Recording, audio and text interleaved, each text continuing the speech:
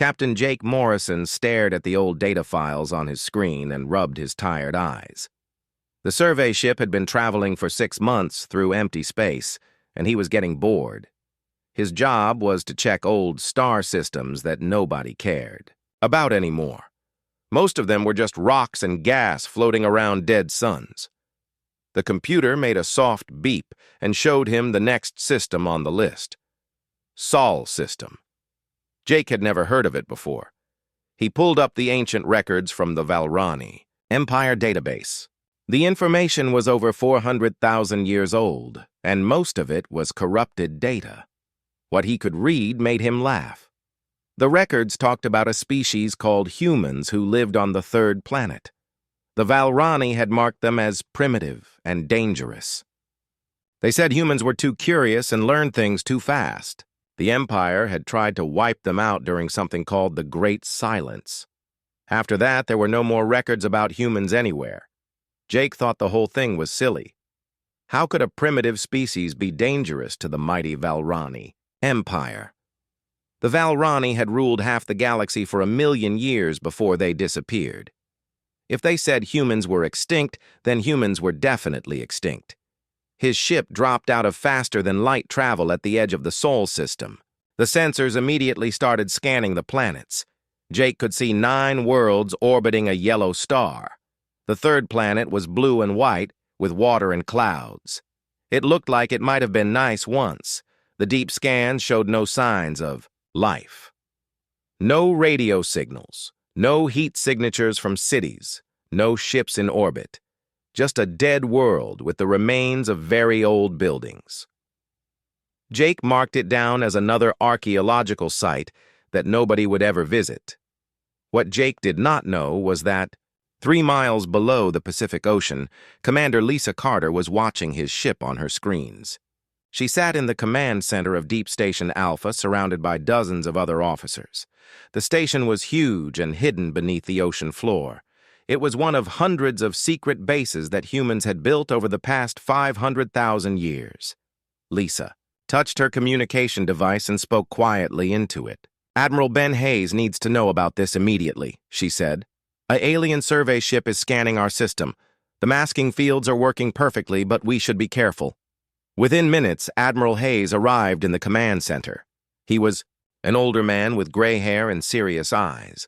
He had been protecting Earth for over 60 years and knew how dangerous the galaxy could be.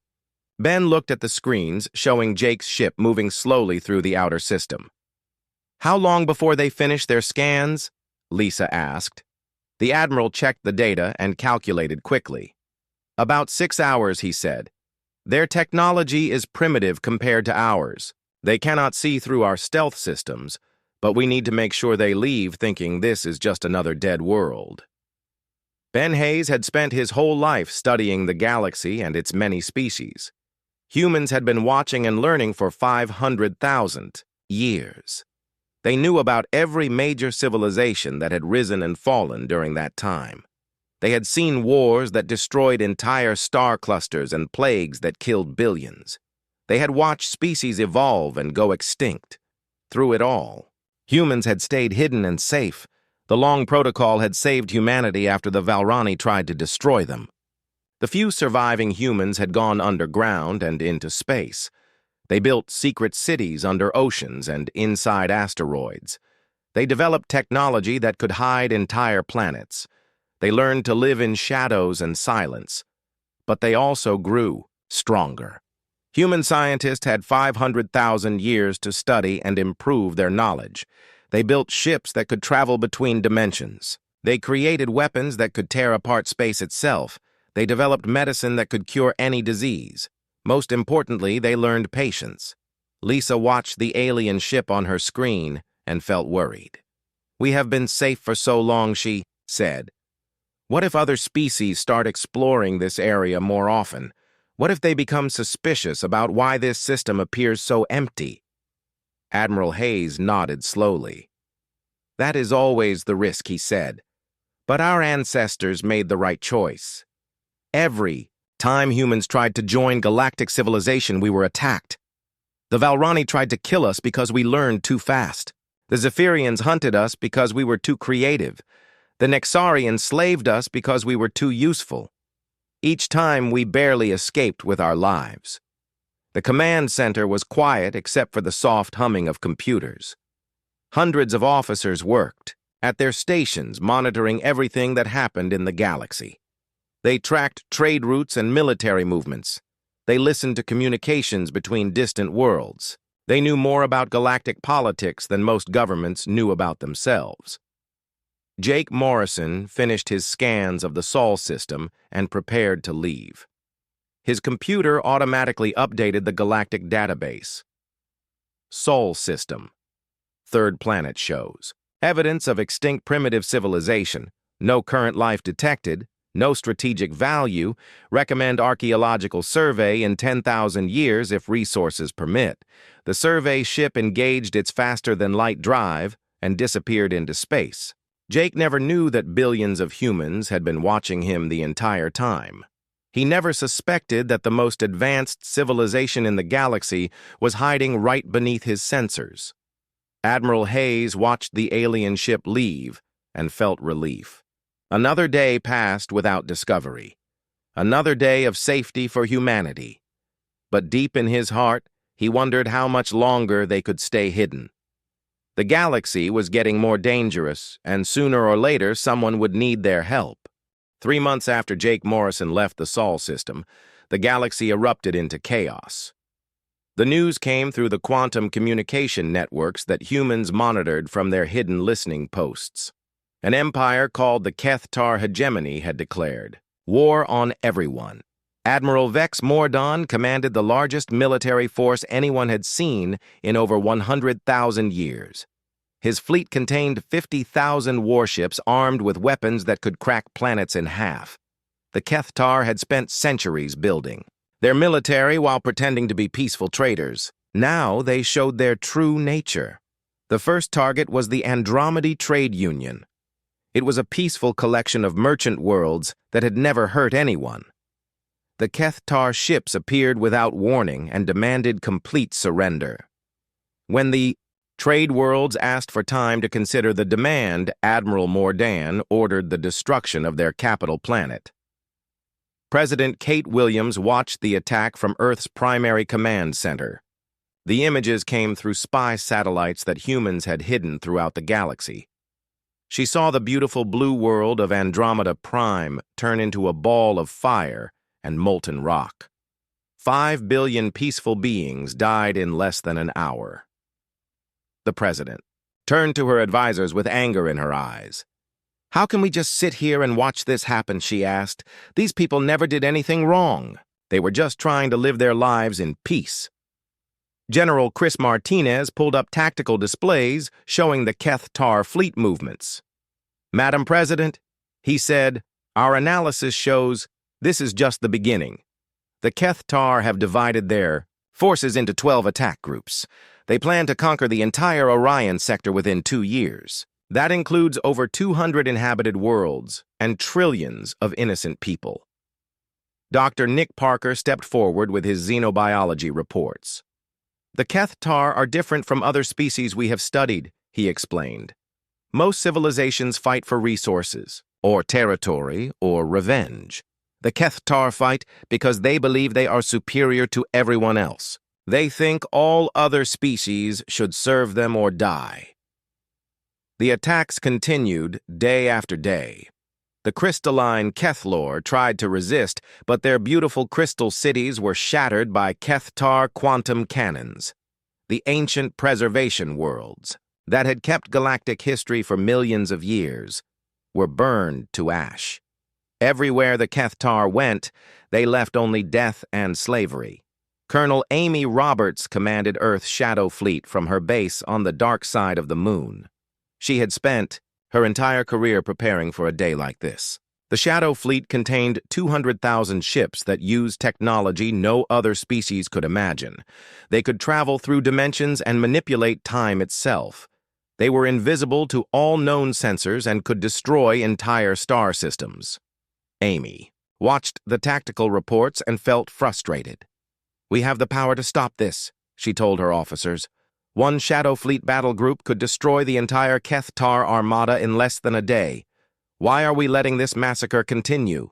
The answer came from Admiral Hayes, who had been fighting this same argument for weeks. The long protocol exists for good reasons, he said during an emergency meeting of the High Command. Every time humanity has revealed itself to the galaxy, we have been attacked. The Valrani tried to exterminate us. The Zephyrians hunted us across space. The Nexari experimented on us like lab animals. We survived by staying hidden. But Dr. Helen Scott, the chief historian, disagreed with the Admiral.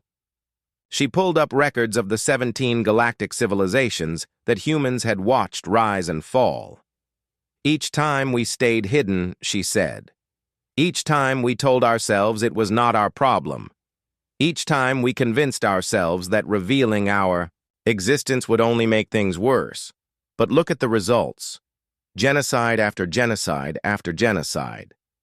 When does our responsibility to protect others become more important than our desire to stay safe? The debate raged through the halls of government. Some officials wanted to maintain the isolation that had protected humanity for 500,000 years. Others demanded immediate action to stop the Kethtar rampage. President Williams listened to all sides while the reports of new atrocities kept coming in. The Alarian Republic was the next major target. Their garden worlds were famous throughout the galaxy for their beauty and peaceful culture. The Alarians had never built weapons or fought wars. They spent their time creating art and music and poetry. When the Kethtar fleet arrived, the Alarians tried to negotiate. Admiral Mordan laughed at their peace offerings. The Kethtar had no interest in art or music or poetry. They wanted slaves to work in their factories and farms. They wanted the beautiful Ilarian worlds for their own people. They gave the Ilarians 1 hour to surrender unconditionally. When the hour passed, the Kethtar began bombing. The beautiful crystal cities of Ilaria turned to dust. The singing forests where Ilarian musicians found inspiration were burned to nothing. Millions of artists and poets and musicians died screaming while their attackers celebrated. The survivors sent desperate messages across the galaxy begging for help. Their quantum transmissions reached every civilized world, but nobody had the power to fight the Kethtar. The few species with strong militaries were too far away or too scared to act. The Ilarian pleas for rescue became weaker and more desperate each day. These messages also reached Earth's listening posts. Human communication specialists recorded every word of suffering and broadcast them to government officials. President Williams sat in her office listening to Ilarian children crying for their parents. She listened to poets begging someone to remember their culture after they were gone. She listened to musicians playing one last song before the bombs fell. That night, Kate Williams could not sleep. She walked through the underground gardens of New Geneva, where Earth's government was hidden. The artificial stars above reminded her of the real stars where so much suffering was happening. She thought about the billions of humans living safely in their hidden cities while trillions of other beings faced extinction. The next morning, she called for a vote of the High Council. The decision would determine whether humanity finally revealed itself to the galaxy or continued hiding while civilizations burned. Either choice would change everything, but doing nothing was no longer an option that President Williams could accept. The Terran High Council met in the Great Chamber beneath the ice of Antarctica. 12 of the most powerful people in human space sat around a table that had not seen such an important decision in 500,000 years. The walls showed images from across the galaxy where the Kethtar continued their campaign of destruction. President Kate Williams opened the session with a heavy heart. We are here to decide the fate of our species, and perhaps the galaxy itself, she said. For 500,000 years, we have stayed hidden while others suffered. Today we must choose whether to break the long protocol and reveal ourselves to help those who cannot help themselves. General Chris Martinez was the first to present his case. He activated a holographic display showing the true strength of human military forces. Our technology is 500,000 years more advanced than anything currently in the galaxy, he explained. While other species fought wars and wasted resources, we focused on learning and improving. Our shadow fleet could defeat any enemy force in existence. The display showed sleek human warships that looked nothing like the crude vessels other species used. These ships could phase through solid matter and manipulate the fabric of space itself. They carried weapons that could collapse stars and defenses that could stop any attack. Most importantly, they were completely invisible to enemy sensors. We have 200,000 battle-ready ships hidden throughout this system, Martinez continued. Each one is more powerful than an entire Kethtar fleet. We also have manufacturing facilities that could build 1 million more ships in less than a year. No force in the galaxy could threaten us even if every other species united against us. But Dr. Helen Scott disagreed strongly with military action. She was the keeper of human history and remembered all the disasters that came from revealing their existence.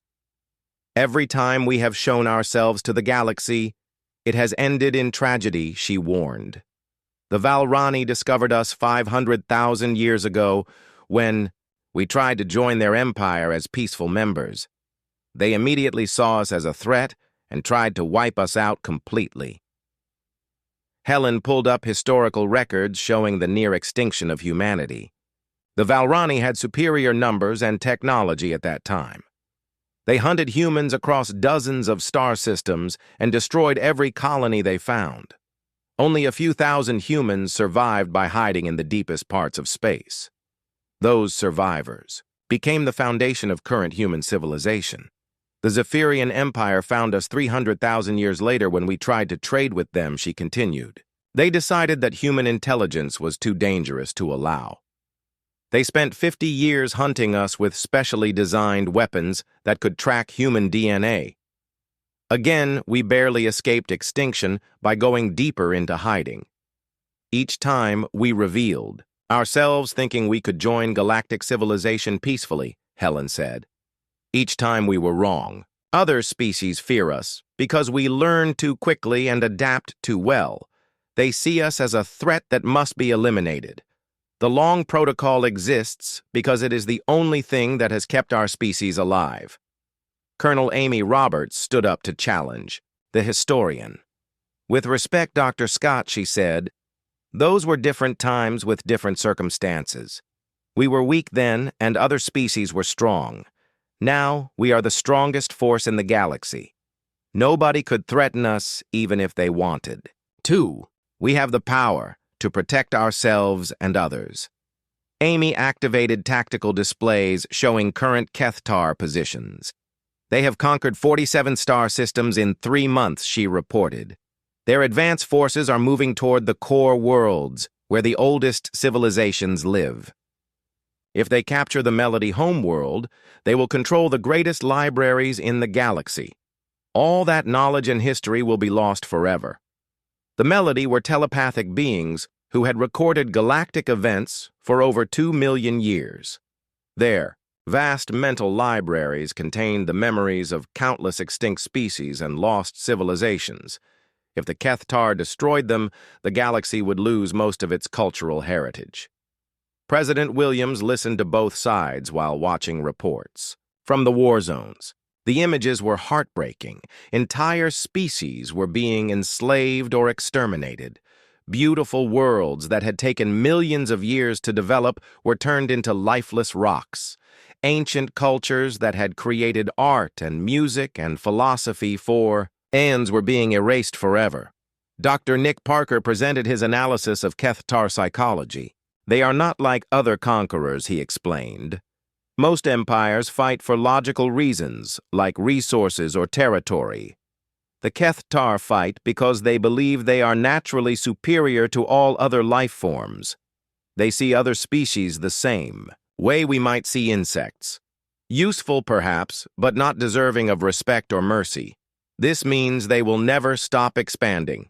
Parker continued. Even if they control the entire galaxy, they will keep looking for new targets. They might even develop technology to invade other galaxies. The only way to stop them is through overwhelming force applied immediately. Admiral Ben Hayes had remained quiet during most of the debate, but finally spoke up. I have protected Earth for 60 years, he said. I have seen what happens when we trust other species with knowledge of our existence. Every single time they have tried to destroy us or control us or use us for their own purposes. The long protocol has worked perfectly for 500,000 years. Why should we abandon it now? But President Williams had been thinking about more than just human safety. We have watched 17 galactic civilizations rise and fall, she said. Each time we told ourselves it was not our responsibility to interfere. Each time we convinced ourselves that staying hidden was more important than helping others. But what kind of species have we become if we can watch genocide and do nothing? The debate continued for hours while the reports of Kethtar atrocities kept coming in. The beautiful singing crystals of Harmonious were being harvested for weapons. The peaceful farmers of the verdant worlds were being worked to death in slave camps. Children across dozens of species were being separated from their parents and trained as soldiers. Finally, President Williams called for a vote. The decision would be made by simple majority of the 12 council members. Each person would cast their vote knowing it might determine the fate of trillions of beings across the galaxy. The votes came in slowly. Admiral Hayes voted to maintain isolation. Dr. Scott voted to stay hidden. General Martinez voted for action. Colonel Roberts voted for intervention. Dr. Parker voted to help the galaxy. One by one, the council members made their choice until only President Williams remained. The vote was tied 6-6. As president, her vote would break the tie and determine human policy.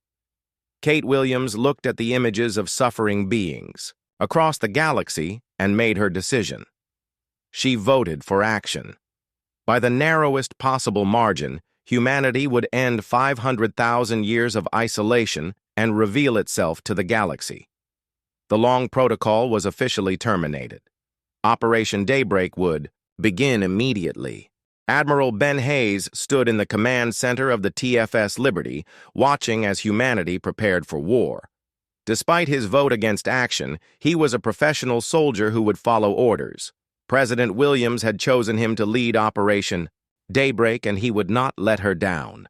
Around him, the greatest military force in galactic history was awakening from its long sleep. The Shadow Fleet had been hidden for so long that most species had forgotten such technology was possible. Ships began emerging from dimensional storage where they had waited for centuries. Massive manufacturing stations that looked like asteroids suddenly revealed their true nature. Weapons platforms that had been disguised as moons powered up their incredible systems. Colonel Amy Roberts coordinated the activation from her command ship, the TFS Defender. She had spent 20 years planning this moment, and every detail was perfect. The first wave consisted of 50,000 ships that would move immediately toward Kethtar positions. Each ship was crewed by humans who had trained their entire lives for this mission. Meanwhile, Dr. Alan Foster was completing his own secret mission deep inside Kethtar space. For 30 years, he had lived among the enemy disguised as one of their scientists. His human appearance was hidden by advanced biological modification that made him look exactly like a Kethtar. Today, he would begin sabotaging their communications and weapons systems from within. Alan worked in the primary research facility on the Kethtar capital world. His job was to improve their quantum cannon technology, but instead he had been introducing subtle flaws that would cause the weapons to fail at critical moments. He had also planted logic bombs in their computer systems that would activate when human ships appeared. The first test of human technology came when Captain Ryan Bell took his ship, the TFS Ranger, to scout Kethtar positions. The Ranger was a small vessel designed for stealth and reconnaissance. It could phase between dimensions and become completely invisible to any known sensor system. Ryan's mission was to observe enemy fleet movements without being detected. What he found shocked even the experienced human command staff. The Kethtar had grown their invasion force to over 75,000 ships by capturing and converting enemy vessels. They were using slave crews from conquered species to operate the stolen ships. The fleet was larger than any military force that had existed in the past 100,000 years. But size was not everything when facing human technology. Ryan activated his ship's advanced scanning systems and began analyzing Kethtar capabilities. Their weapons were powerful but crude. Their shields were strong but inflexible. Their sensors were long-range but easily fooled. Most importantly, their tactics relied on overwhelming force rather than clever strategy. The Kethtar fleet was moving toward the core worlds where the ancient Melody civilization kept the galaxy's greatest libraries. Admiral Morden had decided that controlling galactic knowledge would make his empire unstoppable. His forces were only 3 days away from the Melody homeworld, and no power in the galaxy seemed able to stop them. Captain Dan Clark commanded, a small force of human ships tasked with delaying the Kethtar advance. His 5 vessels were outnumbered 10,000 to 1, but that did not worry him. Human ships could manipulate space and time in ways that other species could not imagine. A single human vessel could destroy entire fleets if used properly. Dan positioned his ships in the Kepler Nebula, where the Kethtar fleet would have to pass. The nebula's unusual properties would mask human energy signatures while making enemy sensors less effective. It was the perfect place for a small force to ambush a much larger one. When the Kethtar advance scouts entered the nebula, they detected nothing unusual. Their sensors showed only the normal cosmic radiation and gas clouds that filled such regions. Admiral Morden's tactical officers reported that the route was clear and the main fleet could proceed safely. That was exactly what Dan Clark wanted them to think. His ships were phase-shifted into a parallel dimension where they could observe everything while remaining completely undetectable. When the first Kethtar battle group entered the nebula, Dan activated his weapon systems. The attack began with quantum torpedoes that ignored conventional shields and armor. The Kethtar ships found their hulls dissolving at the molecular level, while their crews panicked. Emergency systems failed as human computer viruses infected their networks. Weapons offline became their emergency signals, but there was no one to help them. Within minutes, Dan's 5 ships had disabled an entire Kethtar battle group without suffering any damage themselves. The enemy vessels drifted helplessly in space, while their crews tried to understand what had happened. Their own sensors showed no sign of attackers. No enemy ships appeared on any scanner. It was as if invisible ghosts had struck them. Admiral Morden received the emergency reports with disbelief. How could a battle group of 500 ships be disabled by an unknown enemy that could not be detected? His science officers had no explanation for weapons that could ignore shields or ships that could not be seen. The tactical situation made no sense, according to everything they knew about physics and warfare. But the reports kept coming in from across the invasion front. Kethtar supply convoys were disappearing without trace. Communication relays were failing in patterns that suggested intelligent sabotage. Computer viruses were spreading through their networks, causing weapons and navigation systems to malfunction. Most disturbing of all were the rescue missions that found Kethtar survivors, but no sign of their attackers. The disabled crews could only report that their ships had suddenly stopped working. They had seen no enemy vessels and detected no incoming fire. Their ships had simply become powerless, while invisible forces took control of their systems. Dr. Alan Foster smiled as he watched the confusion spread through Kethtar command centers. His sabotage programs were working perfectly, and the logic. Bombs he had planted years ago were beginning to activate. Soon, the entire Kethtar war machine would start falling apart from within, while human forces attacked from without. President Williams monitored the first engagements from Earth's command center. The reports showed that human technology was even more advanced than their military planners had predicted. Not a single human ship had been damaged while entire Kethtar formations were being disabled with ease. But she also knew this was just the beginning.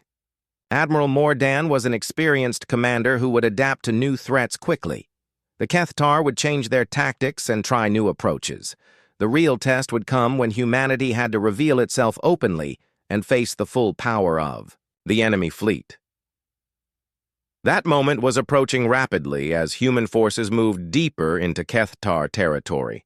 Soon the galaxy would learn that Earth was no longer empty, and humans were no longer hiding.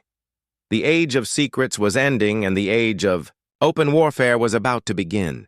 The moment of revelation came when Lieutenant Dan Clark encountered a full Kethtar patrol fleet near the Vegan system. His single ship, the TFS Ranger, faced 50 enemy vessels led by Commander Zek Vortal, who had never lost a battle in 30 years of service. The Kethtar commander expected another easy victory against whatever primitive species dared to challenge their might. Dan's ship appeared on their sensors as a small vessel of unknown design. The Kethtar had seen many different ship types during their conquest, but this one was strange. It seemed to shift and blur as if it was not entirely solid. Their targeting computers could not get a steady lock on it. Commander Vortal opened a communication channel and spoke in the standard galactic language. "Unknown vessel, you are in Kethtar space without permission," he announced. "Surrender immediately and prepare to be boarded. Any resistance will result in your destruction." Dan Clark responded calmly from his command chair. "This is Lieutenant Dan Clark of the Terran Defense Force," he said. "You are ordered to withdraw from this system immediately. You have 60 seconds to comply before I take action." The Kethtar bridge crew laughed at what seemed like an insane threat. Commander Vortal looked at his tactical display showing 50 heavily armed warships against one small enemy vessel. The human ship appeared to have no weapons and no shields that their sensors could detect. It was clearly some kind of suicide mission or desperate bluff. "You dare threaten the mighty Kethtar hegemony with a single ship," Vortal replied. "Your species must be even more primitive than we thought. Prepare to die for your arrogance." The Kethtar fleet opened fire with everything they had. Quantum cannons sent devastating energy beams toward the human ship. Missile pods launched hundreds of warheads. The combined firepower was enough to destroy a small moon, but every shot passed harmlessly through the Ranger as if it was made of empty space. Dan had phase shifted his ship slightly out of normal space-time. The Kethtar weapons existed in only 3 dimensions, while his vessel was protected by 4th-dimensional displacement. Their attacks could not touch him any more than a painting could harm a person looking at it. 45 seconds, Dan announced calmly, as Kethtar weapons continued to fire uselessly at his ship. The enemy crews were starting to panic as their most powerful attacks had no effect whatsoever. Some ships fired their entire ammunition supplies in desperate attempts to damage the impossible target. Commander Vortal ordered his science officers to scan the human ship with every sensor they had. The results made no sense according to known physics. The vessel appeared to be shifting between dimensions while maintaining perfect control of its position. Technology like that should not exist anywhere in the galaxy. 30 seconds, Dan said, as he activated his ship's offensive systems. The Ranger carried weapons that could manipulate matter at the quantum level. Instead of destroying enemy ships, it would simply disable them by temporarily removing their ability to generate power or maintain life support. The first Kethtar vessel went dark as its fusion reactors suddenly stopped working. The crew found themselves in complete darkness with failing life support and no way to restart their engines. Emergency systems that should have activated automatically remained offline. Their ship had become a powerless metal shell drifting in space. 20 seconds, Dan continued as another Kethtar ship lost power. Then another. Then 5 more. The human vessel moved through the enemy formation like a ghost, disabling ships with no visible weapons fire. The Kethtar crews could only watch in terror as their fleet was systematically neutralized by an enemy they could not fight. Commander Vortal tried to retreat, but found his engines would not respond. His ship's computer systems were shutting down one by one despite every effort by his technical staff. Whatever technology the humans were using, it was beyond anything the Kethtar had ever encountered. 10 seconds, Dan announced as the last few Kethtar ships lost power. Only Commander Vortal's flagship remained operational, and that was clearly just because the human wanted it that way. The Kethtar commander realized he was completely at the mercy of an enemy whose capabilities he could not understand. 5 seconds, Dan said. 4, 3, 2, 1. Commander Vortal's ship also went dark. The bridge lights failed, and the tactical displays went blank. Life support systems stopped working, and the temperature began to drop. In the space of 1 minute, 50 Kethtar warships had been reduced to helpless hulks by a single enemy vessel. But Dan did not destroy the disabled ships or harm their crews. Instead, he reactivated their life support systems and opened a communication channel to all 50 vessels simultaneously. "This is your only warning," he said. "Return to your home space immediately and never again threaten peaceful civilizations. The next time we meet, I will not be so merciful." Dan's ship disappeared from their sensors as suddenly as it had appeared. The Kethtar crews found their engines restored to partial power, just enough to limp home but not enough to continue their mission. Commander Vortal had no choice but to order a retreat while trying to figure out what had just happened. The news of the encounter spread quickly through Kethtar communication networks. Admiral Morden received the report with growing anger and disbelief. His most experienced field commander had been humiliated by a single enemy ship using impossible technology. The tactical recordings made no sense, and the science officers could not explain what they had witnessed. More reports arrived hourly from across the invasion front. Kethtar fleets were being attacked by invisible enemies. Supply lines were being cut by ships that could not be detected. Computer viruses were spreading through their networks, causing critical systems to fail at the worst possible moments. Admiral Morden called an emergency meeting of his senior staff. "Who are these humans?" he demanded. "Where did they come from, and how did they develop such advanced technology? I want answers immediately." His intelligence chief pulled up what little information they had. "The name Terran Defense Force appears in no galactic database," he reported. "Earth is listed as a dead world with no current civilization. According to official records, humans have been extinct for over 400,000 years. But clearly the records were wrong," Morden replied angrily. "These humans have technology that surpasses anything we have ever seen. They can make their ships invisible and phase through solid matter. Their weapons ignore our shields and disable our systems without causing permanent damage. How is such technology possible?" The science officers had no answers because human technology was based on principles that other species had never discovered. While the galaxy fought wars and wasted resources on conflicts, humans had spent 500,000 years focused purely on learning and advancement. They had unlocked secrets of physics that remained hidden from everyone else. President Williams watched the reports from Earth's command center and knew the secret was out. The galaxy now knew that humans existed and possessed incredible technology. There would be no going back to the old policy of hiding and isolation. Humanity had revealed itself and would have to deal with the consequences.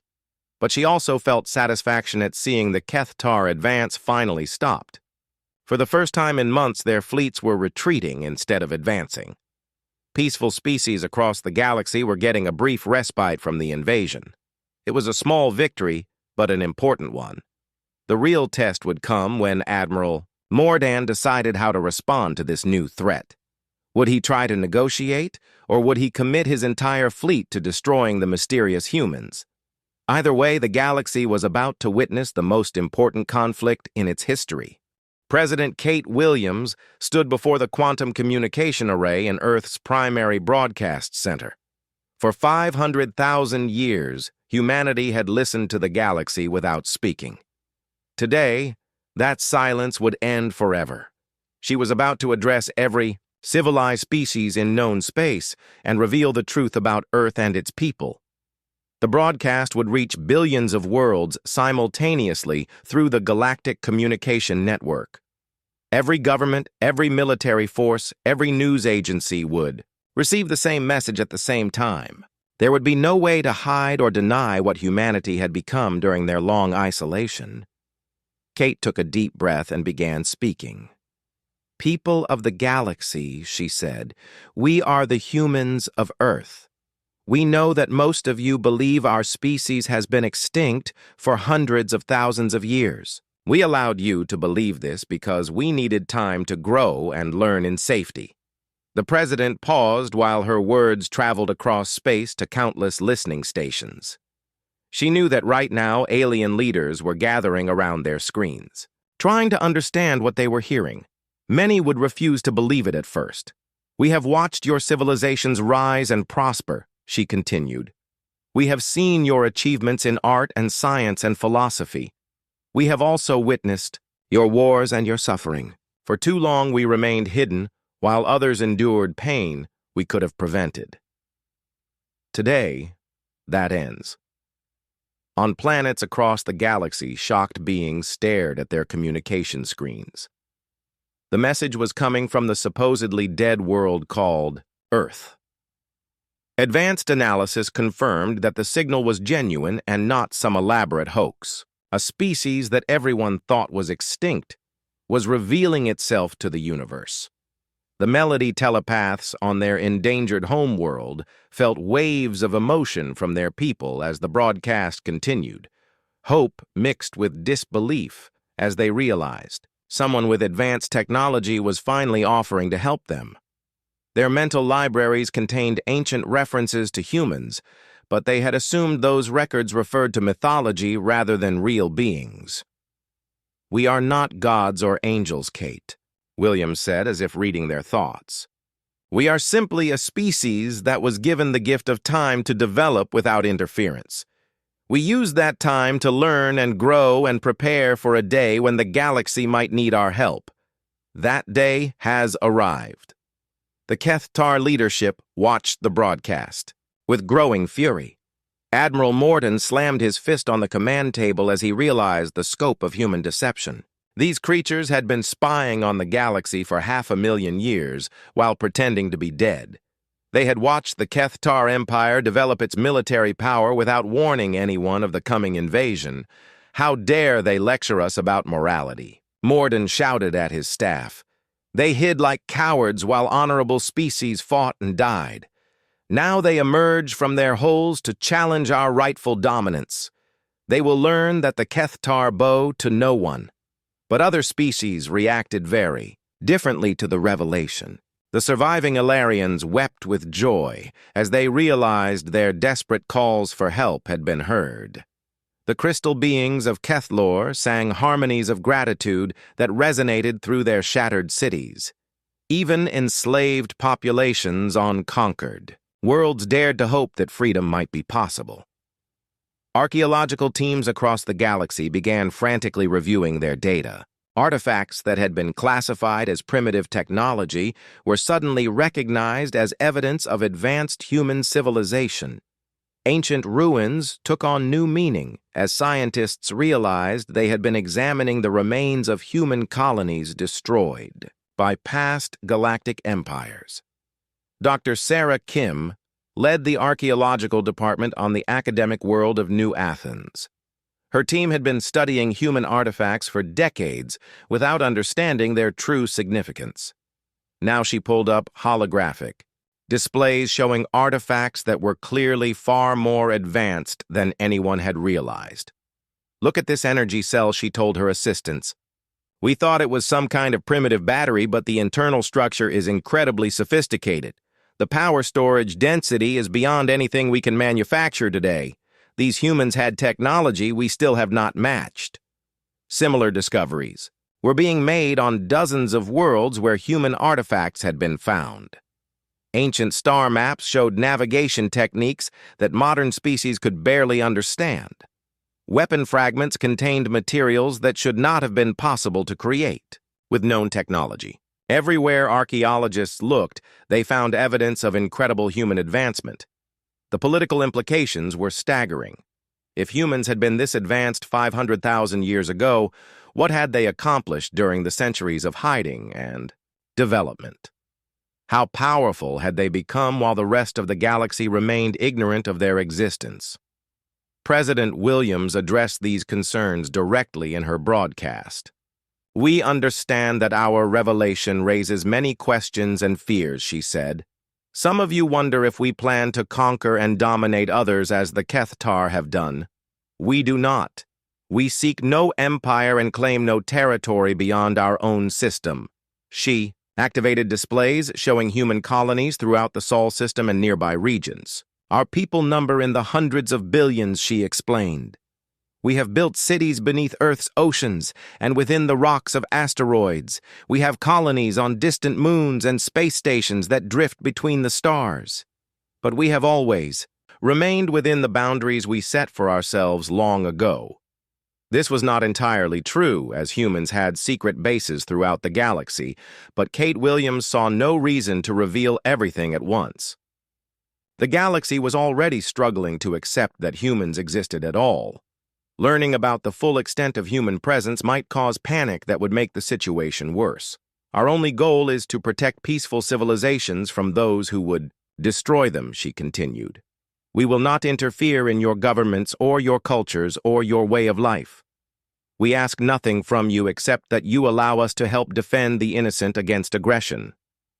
The broadcast continued for nearly an hour as President Williams explained human history and technology in simple terms that all species could understand. She showed images of human cities and ships but carefully avoided revealing their most advanced capabilities.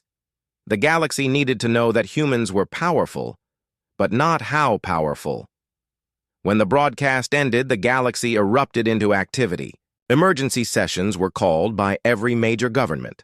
Military leaders demanded intelligence reports about human capabilities. Scientists begged for access to human technology, while philosophers debated what this meant for galactic civilization. The Kethtar response was predictably hostile. Admiral Morden issued his own broadcast declaring that no species would be allowed to challenge Kethtar supremacy. He ordered his entire fleet to converge on the Sol system, where they would destroy the human homeworld and end this threat to their empire once and for all. Other species reacted with hope and gratitude. The battered remnants of the Andromedy. Trade unions sent messages of thanks to Earth. Refugee fleets from conquered worlds changed course towards Sol system seeking protection. Even some Kethtar slave crews began planning revolts knowing that powerful allies now existed. But many species remained uncertain about what to believe. The claims about human technology seemed impossible. No civilization could advance that far without someone noticing. It had to be an elaborate deception or desperate bluff by a primitive species trying to scare away the Kethtar invasion. These doubts would be resolved soon enough. Admiral Morden was already moving his forces toward Earth, where the final confrontation would take place. The galaxy would learn the truth about human power when the two greatest military forces in history met in battle above the world where humanity began. Admiral Vex Morden stood on the bridge of his flagship, the Dominator, as the largest fleet in galactic history prepared to destroy Earth. 75,000 Kethtar warships had gathered in the darkness between stars, while their commander planned the final assault. No planet had ever faced such overwhelming force, and none had survived. The Admiral studied tactical displays showing the Sol system in perfect detail. His scouts had mapped every planet and moon and asteroid. According to their sensors, Earth appeared to be a normal world with no visible defenses. There were no orbital platforms or weapon batteries or shield generators that they could detect. This made Morden suspicious because he had seen what human ships could do. Their technology was clearly more advanced than anything else in the galaxy. It seemed impossible that they would leave their homeworld completely unprotected. There had to be hidden defenses that his sensors could not detect. His science officers agreed with this assessment. "Admiral," they reported, "our analysis suggests that human stealth technology is far superior to our detection capabilities. They could have thousands of ships and weapons platforms in that system, and we would never see them. We recommend extreme caution." But Morden was tired of being cautious. The mysterious humans had humiliated his forces and challenged Kethtar dominance. Their very existence was an insult to everything he believed about his species' natural superiority. Today he would prove that raw power could overcome any technological advantage. Prepare for assault, he ordered his fleet commanders. All ships will advance simultaneously and target the third planet for complete destruction. We will show the galaxy what happens to those who dare oppose the Kethtar hegemony. The massive fleet began moving toward Sol system at maximum speed. 75,000 ships arranged in perfect formation, while their weapons charged for planetary bombardment. Each vessel carried enough firepower to level mountains and boil oceans. Together they could turn entire worlds into clouds of radioactive dust. On Earth, Admiral Ben Hayes watched the approaching enemy from his command center aboard the TFS Liberty. The human fleet was already in position throughout the system, but remained hidden from Kethtar sensors. 200,000 ships waited in dimensional phase, while their crews prepared for the most important battle in human history. President Williams joined Hayes on the Liberty's bridge as the final confrontation approached. She had chosen to witness the end of humanity's isolation from the ship that would lead their defense. If humans were about to reveal their true power to the galaxy, then their leader should be present to see it happen. The Kethtar fleet emerged from faster-than-light travel at the edge of the Sol system. Immediately, their sensors began scanning for targets, while their weapon systems locked onto Earth's coordinates. Admiral Mordan expected to see a primitive world with scattered defenses that could be easily overwhelmed.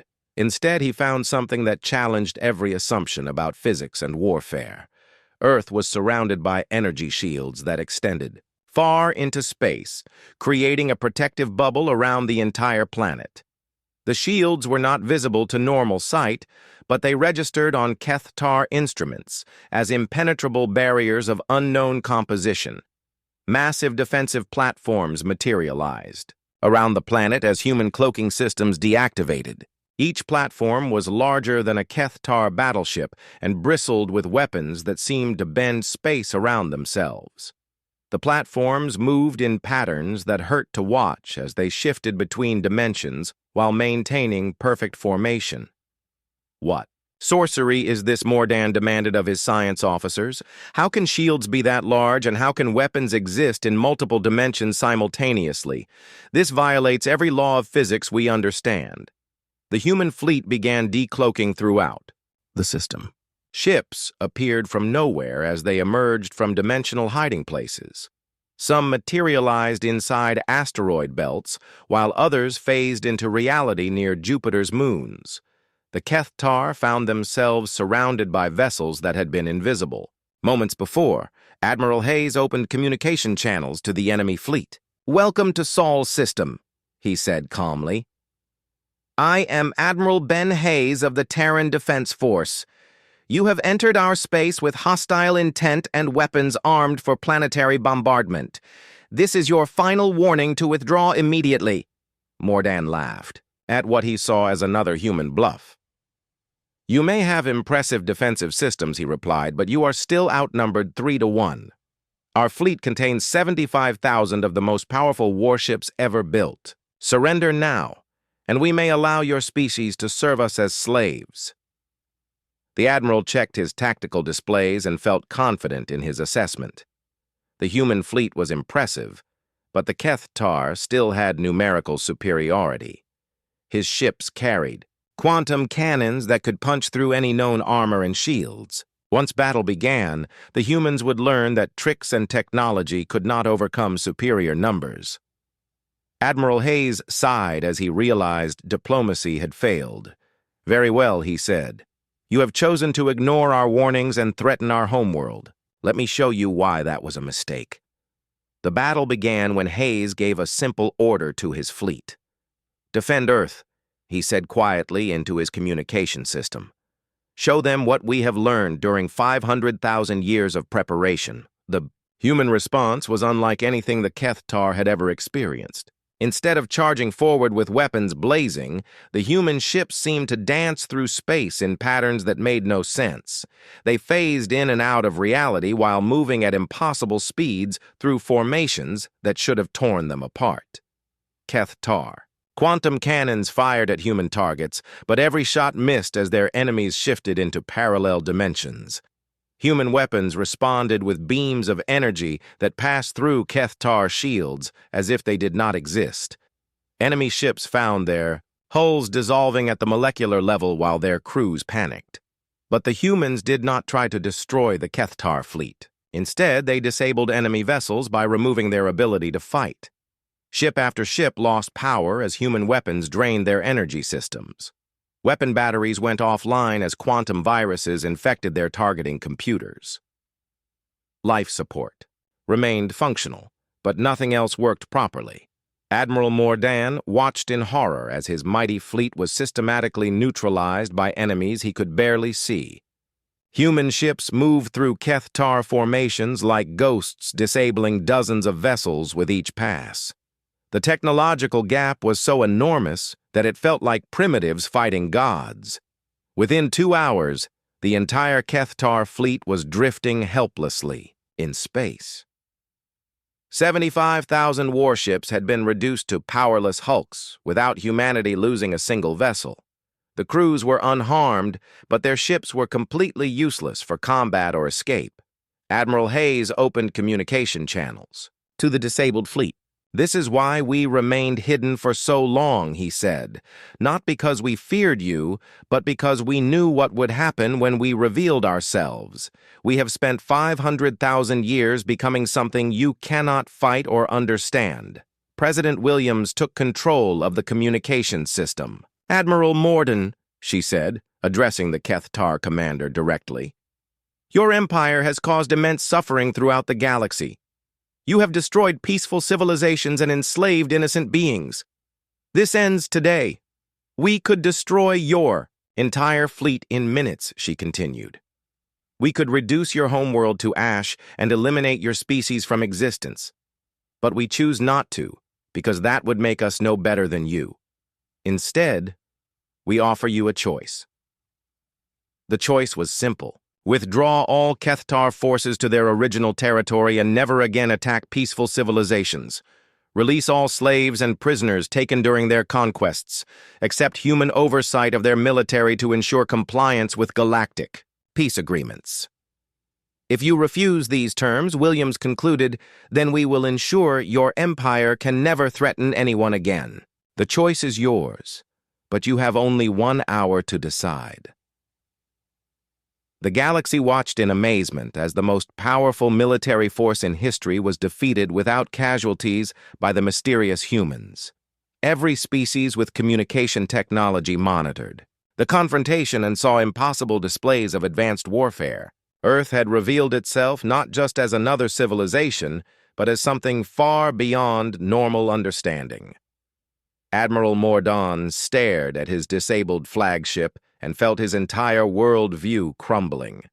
The Keth-Tar had believed they were the apex, species destined to rule the galaxy.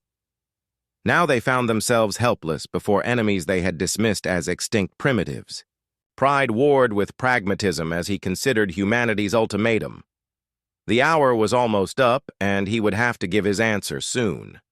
The fate of the Keth-Tar Empire and perhaps the entire galaxy hung in the balance while the strange humans waited patiently for his decision. Admiral Vex Mordan sat in his powerless command chair staring at the tactical display that showed his entire fleet disabled around Earth. The Keth-Tar Empire that had seemed unstoppable just hours ago was now completely helpless before an enemy they had never imagined could exist. The hour President Williams had given him to decide was almost over. His pride screamed at him to reject the human ultimatum and die fighting rather than submit to these impossible beings. But his practical mind understood that continuing to resist would only lead to the complete destruction of his species. The humans had demonstrated power that made Keth-Tar technology look like primitive tools. The communication system activated, and President Williams's voice filled the bridge. "Admiral Mordan," she said calmly, "your time is up. What is your decision? Will you accept our terms and withdraw from conquered territory, or do you choose destruction for your people?" Mordan looked around his bridge at the officers who had served him faithfully for decades. They were warriors who had never known defeat until today. Their expressions mixed shame with disbelief as they waited for his answer. The admiral realized that his personal pride was less important than the survival of his species. "I accept your terms," he said finally. The words felt like poison in his mouth, but he forced them out anyway. "The Kethtar hegemony will withdraw to our original borders and release all prisoners and slaves. We will submit to human oversight of our military forces." President Williams nodded with satisfaction. "You have made a wise choice, Admiral," she replied. "Your ships will be restored to minimum functionality so you can return home. Human observers will accompany your fleet to ensure compliance with our agreement. Any violation will result in immediate intervention." Within minutes, Kethtar ships began coming back online as human systems restored basic power and navigation capabilities. But their weapons remained disabled, and their communication systems were monitored by human technology. The once mighty fleet limped away from Earth as broken remnants of their former power. The news of Kethtar's surrender spread across the galaxy, faster than light itself. Species that had cowered in fear for months suddenly erupted in celebration. The Ilarian survivors sang songs of joy from their refugee ships. The crystal beings of Kethlor created harmonies that resonated through space, declaring their freedom. But the most dramatic changes happened on worlds that the Kethtar had conquered. Slave populations rose in rebellion, knowing that their oppressors could no longer call for reinforcement. Prison camps were liberated by desperate inmates who had nothing left to lose.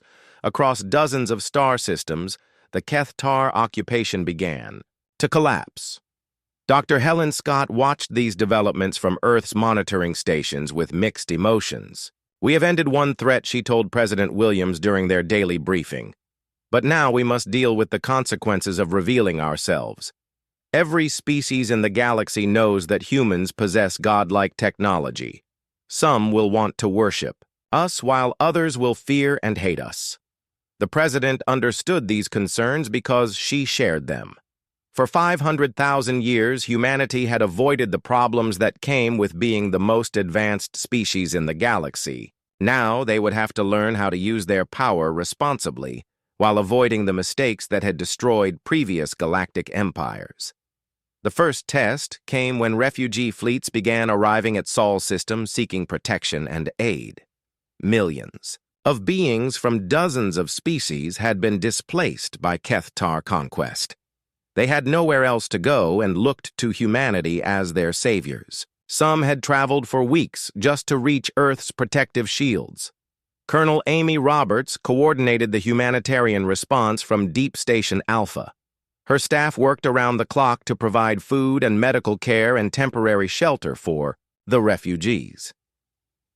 Human replicator technology could produce unlimited supplies, but organizing distribution to so many different species required careful planning. Each species had different biological needs and cultural requirements. The crystalline Kethlor needed specific mineral supplements, while the gaseous Viridians required pressurized environments. Some refugees were telepathic and needed mental privacy shields, while others communicated through color changes that humans had to learn to interpret. But the refugees brought more than just needs and problems. They also carried knowledge and skills that could benefit everyone. Ilarian artists began teaching human musicians new harmonies that had never been heard before. Andromeda engineers shared manufacturing techniques that could improve even advanced human technology. Dr. Nick Parker established the Galactic Knowledge Exchange to coordinate these cultural transfers.